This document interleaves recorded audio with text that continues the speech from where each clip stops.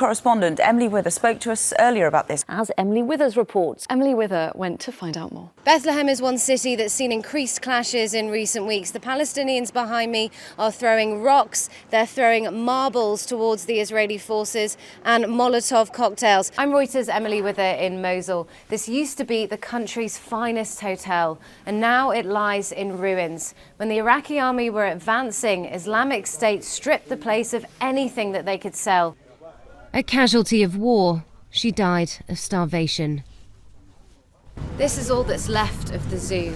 Abandoned cages and the two last surviving animals, a bear and a lion. The conditions are disgusting. The cages are filthy, there's no water and no real food.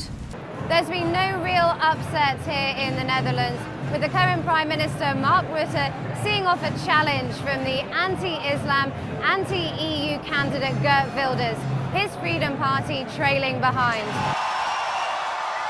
But it won't just be people here that are celebrating. There will be other countries within Europe who are also breathing a big sigh of relief.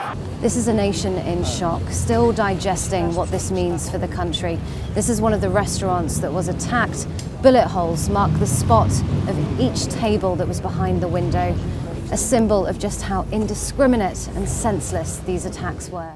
We hopped aboard this giant warship to get a glimpse inside one of the world's largest floating airports. I'm Reuters' Emily Wither on the USS Eisenhower. Since the deployment in June, there have been over 1,200 missions from here targeting the Islamic State and its infrastructure. One of the big foreign policy headaches for any next US president will be whether to take a more aggressive stance in the wider Syrian conflict. Twice a day, the crew walks the deck searching for the smallest piece of debris, anything that might have fallen that could get stuck in the engines. The police finally opened the doors and everybody crushed into here. There was so much confusion about where the trains were going. The people on this train over here, they think that the train is going to Germany, but actually the train announcements are saying that the trains are not going to Western Europe, that they're going to go within Hungary, and nobody really knows what's going on.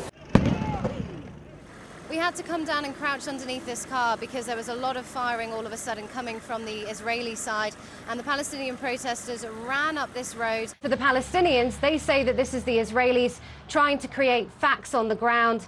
They say that this is just the Israelis trying to move into more parts of East Jerusalem. This is on land that the Palestinians claim for their future state. They want it to make up their future capital. And they say provocations like this make a two-state solution here that much harder to achieve. Emily Wither there, Fox News correspondent in Jerusalem.